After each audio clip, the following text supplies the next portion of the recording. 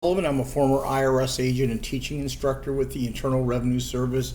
This is Passport Day for most of my YouTube viewers. By the way, I'm a former agent. I worked at IRS for a decade. I've been in private practice for 4 decades.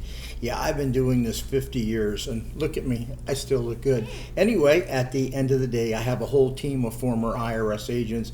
I'm on national broadcast a lot. People ask my opinion, and you'll see me on Fox and ABC and Newsnet, News Nation, all those stations. You're welcome to look at all my videos, not that you want to, but look at my team that works with me. They're excellent. They're hand-picked experts in the industry. You can look at all this at 777irs.com. I make it simple. It's a redirect for a long number.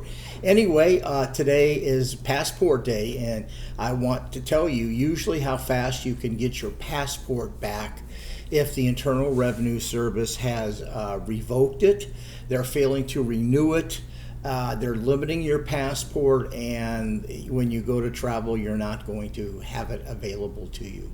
So let me tell you, about 5 years ago, the FAST Act happened. Oh, it's about a bunch of crap this was. I mean, you know, talking about sticking it to the lower the people that don't make a lot of money. If you it started out at $53,000. If you owe, I think it's $58,000 today, IRS will file a lien, and then they will send you a 508C letter telling you, guess what? We're notifying the State Department that your passport, it won't be renewed. They are limiting, they won't issue a new, and they'll do certain things to it. And when you go to fly, guess what? You're not going to be able to fly. Many people have called me, they went to the airport, boom, they had to come back. IRS did not. They notified the State Department, and boom, it didn't happen.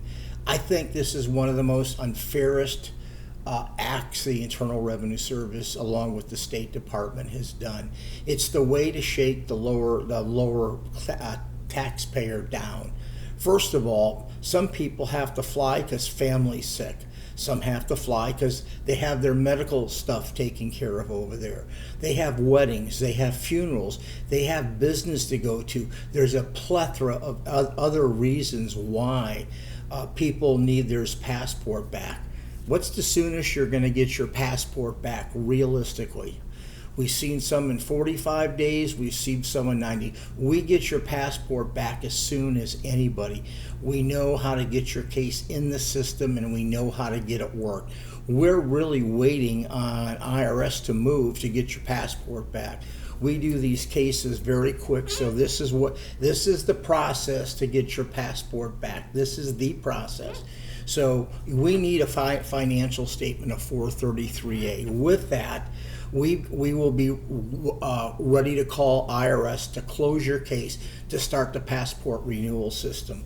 What we need to do is look at the financial statement and either put your case into a currently non-collectible because you can't pay, a payment agreement, or file an offer on compromise and it's pending. Those 3 things will allow the IRS to notify the State Department and get your passport back right away. So the sooner we can get your financial statement and the sooner we can get it to IRS, the sooner we can go ahead and have the IRS issue a notice to us that, guess what, you got your passport back. This is not just about getting your passport back, just so you know, at the end of the day.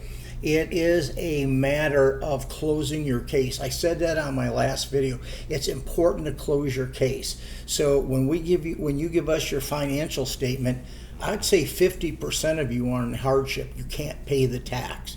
So we document that. Others, a lot of times we take a payment agreement just to take a payment agreement to get your passport back, then we can adjust that later.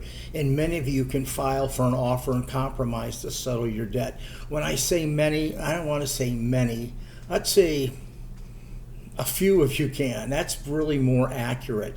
The offer and compromise program to settle your debt, I taught at the IRS many years ago. Peter Salinger just left the IRS. He's worked over 2,500 offers and compromise. So we know what we're doing to settle your debt. Anyway, at the end of the day, if you want to get your passport back, you got to call us or call somebody, whoever the hell you want to call. But that at least is the process. So you send a power of attorney, You get your case closed by a